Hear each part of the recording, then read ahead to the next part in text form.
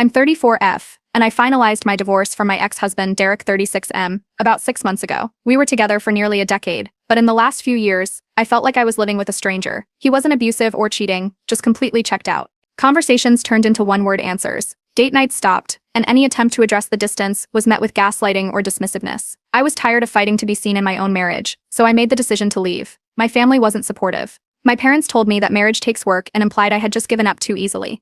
My younger sister, Jessica 32F, was the worst of all. She's been married to Ryan 35M for 6 years, and according to her, their marriage is flawless. She never misses a chance to remind me of that. At family gatherings, she'd slip in little digs, casual enough to seem harmless, but pointed enough to sting. Things like, not everyone is willing to put in the effort to make a marriage last. Or Ryan and I just get each other. Maybe that's what was missing in your relationship.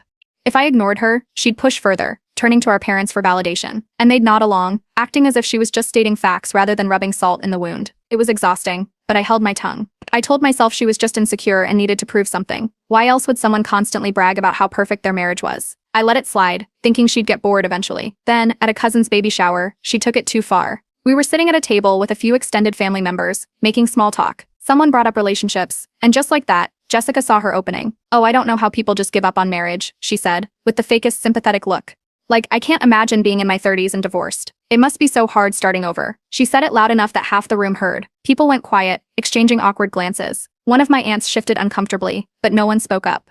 Jessica kept going, making a show of squeezing Ryan's hand. "Ryan and I never let things get to that point. We communicate, we make time for each other. Some people just don't try hard enough." I felt the heat rise in my face, but I refused to react. I just smiled, nodded, and let her have her moment. Because in that moment, I made a decision. I was done letting her get away with this. A few weeks later, I stumbled across something interesting. I wasn't looking for dirt on Ryan, but life has a funny way of giving you what you need when you need it. A friend of mine, who had no idea about my history with Jessica, sent me a screenshot from a dating app. It was a profile of a man named Ryan, claiming to be in a complicated marriage and looking for excitement. It was him. At first, I wasn't sure what to do with it. Maybe it was a fake profile. Maybe someone was using his pictures. But the more I thought about it, the more things started clicking into place. Ryan had always been a little too charming, the kind of guy who made every woman feel special, even ones he shouldn't. He was flirty, always texting on his phone, always had a reason to step away at family events. I had brushed it off before, but now I was paying attention. So, I started watching. It didn't take long to find more. His social media habits were interesting. Liking thirst traps, leaving fire emojis under random women's posts, making late-night comments that were just vague enough to pass as harmless. And then there were the inconsistencies, telling Jessica he was working late when his location tag said otherwise, mentioning dinners that didn't match up with her stories. Still, I didn't say anything. Not yet. Because Jessica was still running her mouth. At another family dinner, she smirked at me over a glass of wine and said, "Have you considered dating yet? Or is it hard when people see the divorce on your record?" I just smiled, because by then, I had everything I needed. Jessica thought she was untouchable.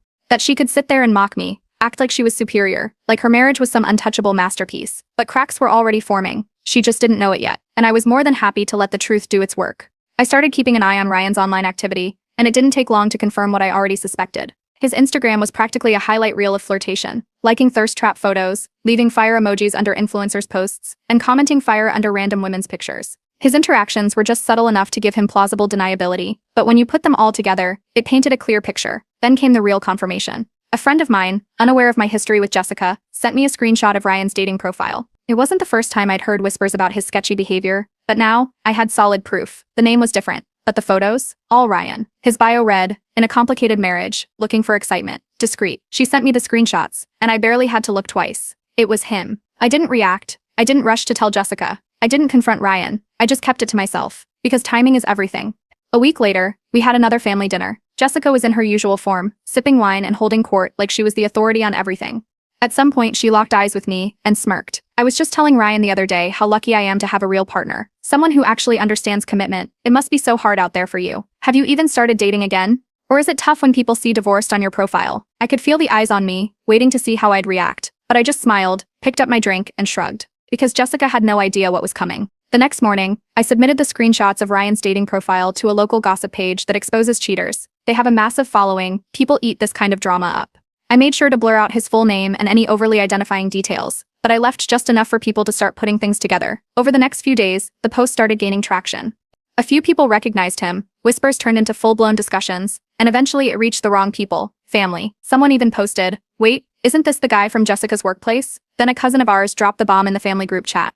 She posted the screenshot with the caption, "Looks familiar, doesn't it?" Silence. A few people reacted with the wide eye emoji. Another cousin just sent a eyes emoji. Nobody mentioned Jessica by name, but it didn't take a genius to put two and two together. And just like that, Jessica's entire demeanor shifted. The next day, she started posting vague, dramatic Facebook statuses. Things like, people love to spread lies when they're jealous of what you have, and betrayal always comes from those closest to you. Ryan didn't just deny it, he tried to spin it. Jessica, you really think I'd be that stupid? He scoffed. Come on, people doctor these things all the time. He doubled down, deflecting blame, twisting the narrative. But as more evidence piled up, his confident facade started to crack.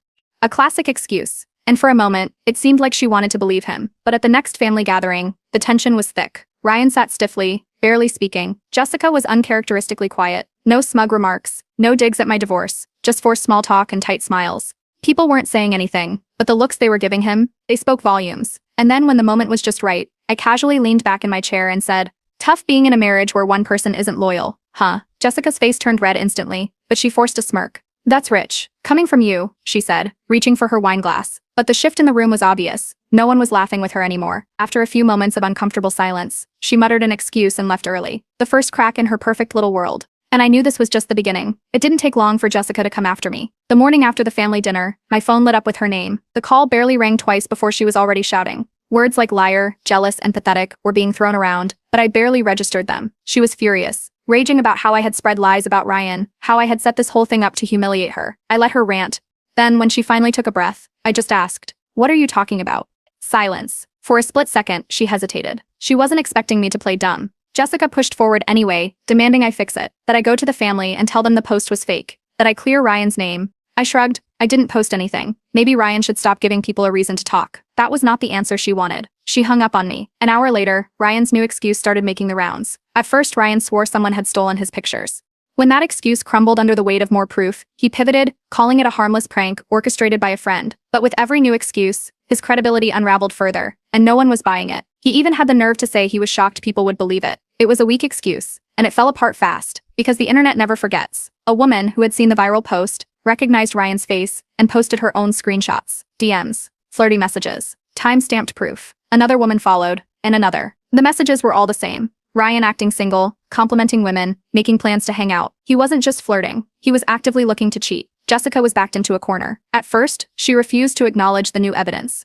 Your husband did, the same way you shamed me for my divorce. Now people see the truth about yours. Silence. Then she hung up. And just like that, it was over. The next morning, Ryan was gone. He made a cringy Facebook post about needing time to heal, and how some things just aren't meant to be. Everyone knew what that meant. Jessica, meanwhile, did what she always did. She tried to disappear. Her social media accounts vanished. No more posts, no more updates, nothing. She couldn't handle the backlash. The family was split. Some thought I went too far. Others agreed that Jessica had this coming. As for me, I had no regrets. I never had to lie, never had to lie, never had to manipulate. The truth did all the work. It didn't take long for the news to spread. Ryan was gone. Someone mentioned seeing him moving his stuff out of their house.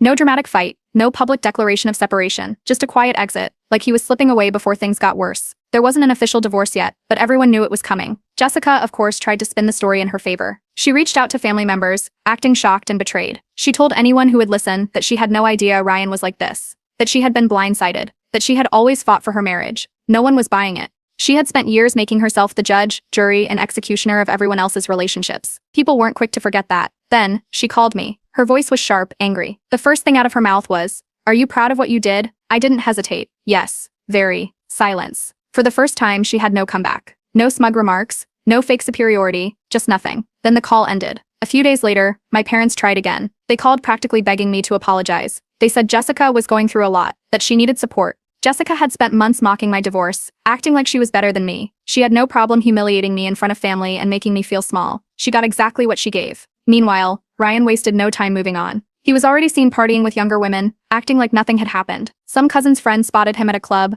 arms wrapped around a woman who clearly wasn't Jessica. He wasn't heartbroken. He wasn't reflecting on his mistakes. He was thriving. Jessica's social circle started shrinking. Friends who used to hang off her every word weren't returning her calls. Some outright distanced themselves, not wanting to get caught up in the drama. Others just stopped engaging, treating her like a walking time bomb. Then after weeks of hiding, she made her comeback. Her social media reappeared, now carefully curated with vague, cryptic posts. Healing is a lonely journey. Some lessons come in painful ways. You don't know who your real friends are until you hit rock bottom. She was practically begging for attention. Nobody cared. The family had moved on. No more whispers. No more tiptoeing around her feelings. People had stopped taking her so seriously. And me? I felt lighter. No more judgment. No more side eyes at family dinners. No more snide remarks disguised as concern. The weight of Jessica's constant need to prove she was better than me was gone. Then the final message came. A short text from Jessica. I hope you're happy. I didn't respond. A few minutes later, I saw the notification. Jessica had blocked me. And just like that, she was gone.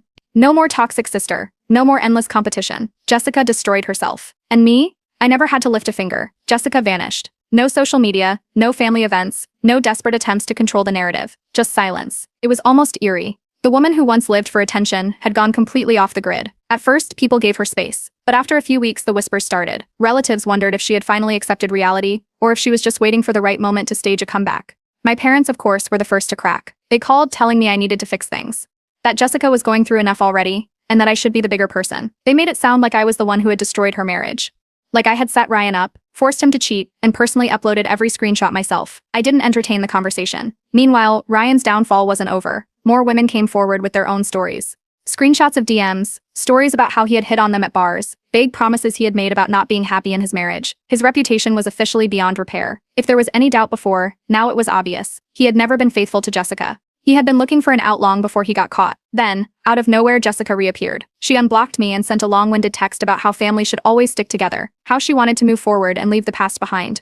It sounded mature at first, until I read between the lines. Because underneath all that fake wisdom, she was still blaming me. She didn't take responsibility for anything. She didn't acknowledge what she had done. Instead, she acted like I had humiliated her.